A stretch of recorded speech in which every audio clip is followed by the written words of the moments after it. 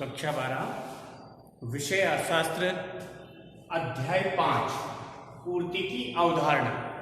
जैसा कि हमने पहले वीडियो बनाया उसमें पूर्ति की अवधारणा कंसेप्ट ऑफ सप्लाई, इसमें पूर्ति का अर्थ हमने ये बताया था कि किसी भी वस्तु की पूर्ति का अभिप्राय उस वस्तु की उस मात्रा से है जो एक विक्रेता द्वारा या एक उत्पादक द्वारा एक निश्चित समय में और एक निश्चित कीमत पर, निश्चित समय और निश्चित कीमत पर बेचने को तत्पर रहता है। और इसमें उदाहरण भी बताया था हमने टीन का, कि जैसे एक उत्पादक है 100 टीन उत्पादन किए लेकिन 90 टीन उसके बिके, तो उसका स्टॉक 100 पीपे लेकिन पूर्ति 90। तो पूर्ति एक स्टॉक का भाग है। हमने ये पहले वीडियो में बताया था। इसके बाद में बताया था कि इसके प्रभावित करने वाले तत्व, उस तत्व में बताया था कि एक तो बाजार कीमत इसको प्रभावित करती है, उत्पादन के जो साधन हैं उनकी कीमतें इसको प्रभावित करती हैं, संबंधित वस्तुओं की कीमतें जैसे पूरक वस्तुएं और स्थानापन्न वस्तुएं हैं, इनका इसमें प्रभाव पड़ता है। तो ये जो पूर्ति के प्रभावित करने वाले घटक तत्व या आयाम हैं, टेक्नोलॉजी है, जैसे टेक्नोलॉजी बदल जाती है यानी तकनीक या प्रौद्योगिक परिवर्तन, ये इसको प्रभावित करता है। विशेष अवसर में जैसे शादियां वगैरह होती हैं, त्यौहार वगैरह होते हैं, मेले वगैरह होते हैं और मौसम परिवर्तन वगैरह होते हैं। आगतों की गुणवत्ता और परिवहन लागत, ये हमने 7 इसमें प्रभावित करने वाले घटक आयाम या तत्व जिसको कहते हैं वो हमने बताए थे। उसके बाद में हमने पूर्ति का नियम बताया था। पूर्ति के नियम में बताया था कि अन्य बातें समान रहने पर, कीमत बढ़ने पर उनकी पूर्ति बढ़ जाती है, अर्थात कीमत और पूर्ति एक दिशा में चलती हैं। ये हमने पहले बता दिया है। इसके बाद इसकी मान्यताएं बताई और क्रियाशीलता के कारण भी बताए, नियम की क्रियाशीलता के कारण भी बताए। आज हम आपको जो प्रकरण ले रहे हैं वो है पूर्ति अनुसूची एवं पूर्ति वक्र। तो पूर्ति अनुसूची कैसे बनती है? पूर्ति अनुसूची पूर्ति नियम के आधार पर बनती है। तो आइए, पूर्ति अनुसूची एवं पूर्ति वक्र ये 2 प्रकार का होता है। एक होता है व्यक्तिगत पूर्ति अनुसूची एवं पूर्ति वक्र, दूसरा होता है बाजार पूर्ति अनुसूची एवं बाजार पूर्ति वक्र। ये 2 प्रकार का होता है। तो अब हम व्यक्तिगत पूर्ति अनुसूची एवं वक्र समझते हैं। तो इसमें देखिए हमने ये किया है कि जो व्यक्तिगत पूर्ति अनुसूची होती है इसमें हमने एक ए फर्म मानी है और ए फर्म में भी हमने उस फर्म का जो बिस्कुट उत्पादन करती है इसका उदाहरण हमने लिया है कि ये फर्म ए है, ये बिस्किट की कीमत एक पैकेट, जब एक पैकेट की कीमत 10 रुपए होती है तो ये फर्म 300 पैकेट सप्लाई करती है। और जैसे ही कीमत बढ़ती है तो सप्लाई ज्यादा करती है, क्योंकि मैंने बताया था कि जैसे कीमत अधिक होती है तो लाभ अधिक होता है और हर व्यक्ति, हर फर्म अपना लाभ अधिक करना चाहती है।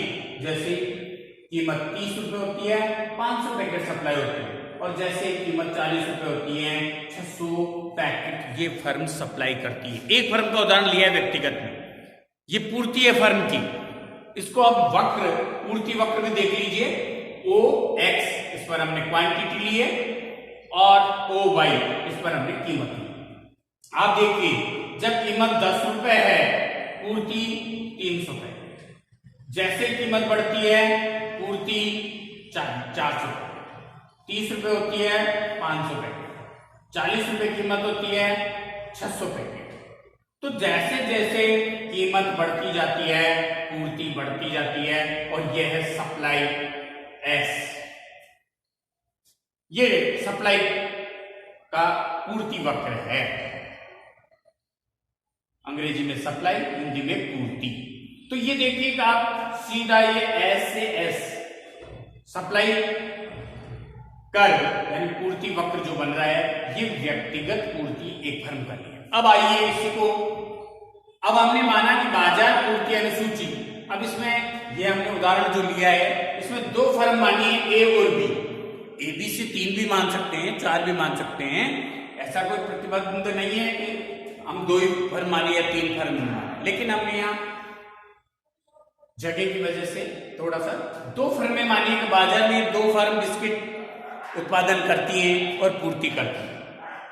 कीमत हमने वही 10, 20, 30, 40 रुपए मानी। जब कीमत 10 रुपए थी, ए फर्म 300 पैकेट सप्लाई कर रही थी, बी फर्म 400 पैकेट सप्लाई कर रही थी, कुल बाजार पूर्ति 700 पैकेट हो रही थी। जैसे ही कीमत बढ़ी, ए फर्म 400 पैकेट और बी फर्म 600 पैकेट और बाजार पूर्ति 1000, 700 पैकेट से 1000 पैकेट पूर्ति हो गई। जैसे ही 30 रुपए हो जाते हैं, कीमत बढ़ती है 20 से 30, ए फर्म 500 पैकेट पूर्ति करती है, बी फर्म 800 पैकेट पूर्ति करती है और कुल पूर्ति बाजार पूर्ति हो जाती है 1300 पैकेट।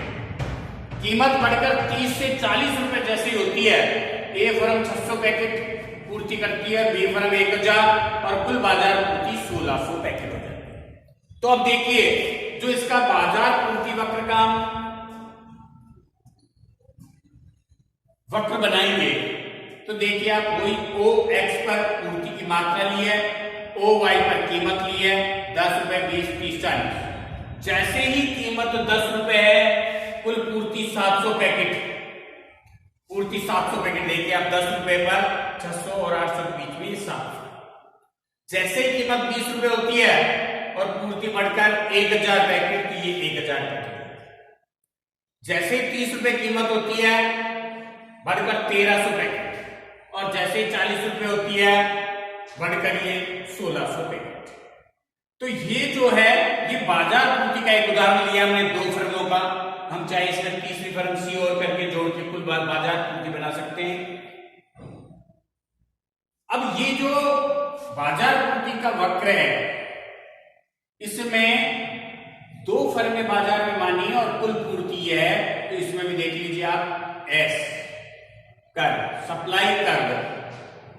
जब कीमत बढ़ रही है, पूर्ति बढ़ रही है, उसी दिशा में हमारा ये वक्र चल रहा है। तो इसलिए पूर्ति का नियम ये है कि जैसे जैसे कीमत बढ़ती है, जैसे जैसे पूर्ति बढ़ती जाती है। हमने नियम में भी ये बताया था कि एक निश्चित समय पर वस्तु विशेष की पूर्ति और उसकी कीमत, इसमें फलनात्मक संबंध व्यक्त करता है।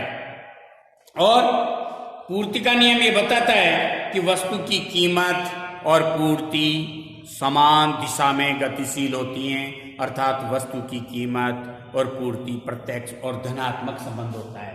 तो ये देख लीजिए, दोनों ग्राफों में जैसे जैसे कीमत बढ़ रही है, जैसे जैसे पूर्ति बढ़ रही है, और ये धनात्मक संबंध इसमें, और ये बाजार पूर्ति में भी जैसे जैसे कीमत बढ़ रही है, जैसे जैसे बाजार की पूर्ति बढ़ रही है, और ये सप्लाई कर्व, इसमें धनात्मक संबंध है। तो ये था पूर्ति वक्र, जिसमें बाजार व्यक्तिगत पूर्ति और बाजार पूर्ति, ये दोनों चीजें बताई गई। अब अगले ग्राफ में, वीडियो ग्राफ में, पूर्ति वक्र में परिवर्तन और पूर्ति वक्र शिफ्ट होना, परिवर्तन होना, वक्र में परिवर्तन होना, केवल पूर्ति वक्र में परिवर्तन और पूर्ति वक्र में शिफ्ट होना, ये दोनों अलग अलग चीजें हैं। तो ये अगले वीडियो में बताएंगे। धन्यवाद।